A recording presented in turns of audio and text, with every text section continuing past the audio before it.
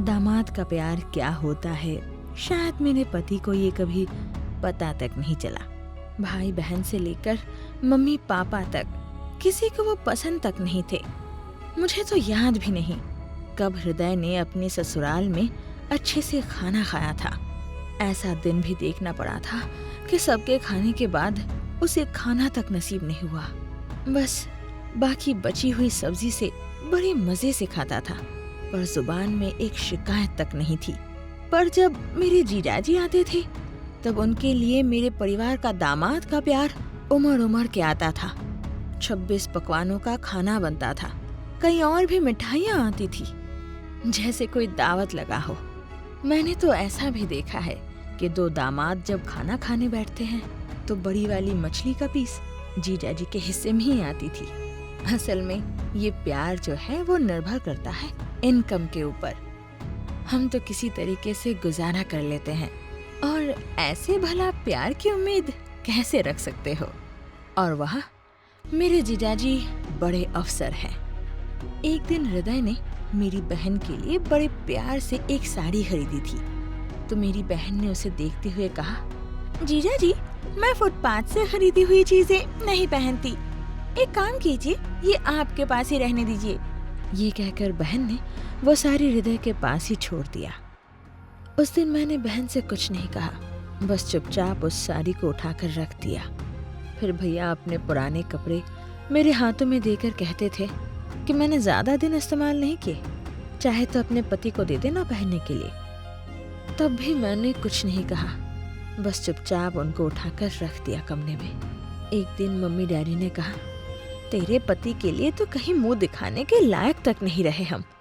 MSc करके कोई छोटा मोटा सा नौकरी करता है भला?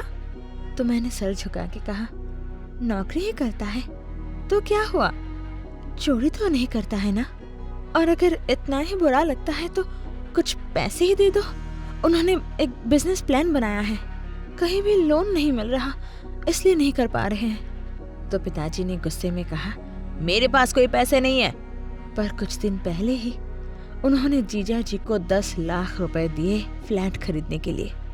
हृदय ने बड़ी उम्मीद से पिताजी से कहा था कि मुझे कोई पैसे नहीं चाहिए, बस आप ग्रांटर के हैसियत से लोन के कागज पे साइन कर दीजिए, मैं वादा करता हूँ वक्त पर सारे पैसे चुका दूंगा। पर पिताजी ने बड़ी गुस्से में कहा, मुझसे ये सब नहीं होगा, जब पैसे चुका नहीं पाओगे तो सारा लोन मेरे सर पर आएगा, फिर भीख मांगते हुए मेरे दर पर आओगे। उस दिन भी मैंने मम्मी पापा को कुछ भी नहीं कहा, बस हृदय ने पिताजी का पैर छूकर कहा था, मेरे लिए दुआ करना। और उस दिन के बाद से मेरे पति ने उस चौखट पर कदम तक नहीं रखा, उन्हें भी कभी हमारा ख्याल तक नहीं आया।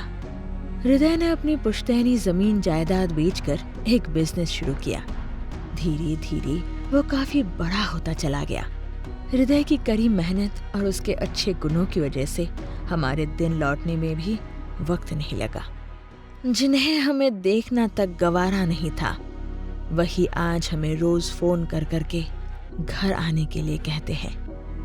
फुटपाथ का कपड़ा समझकर जिसे फेंक दिया था, आज उसी को उठाकर बहन ने पूछा, क्या ये किसी मॉल से लिया हुआ है? कपड़ा तो वही है, बस वक्त के फेरे ने किसी को फुटपाथ से उठाकर मॉल में बिठा दिया है।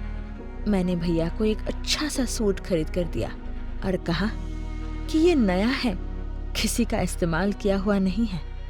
किस्मत का फेर तो देखो, जिस माता पिता को हृदय को अपना दामाद कहने से भी शर्म आती थी, आज वही गर्व से हृदय को अपना दामाद कहते हैं। सच कहते हैं, वक्त सब कुछ बदल सकता है, बस घाव के निशान छोड़ जाते हैं।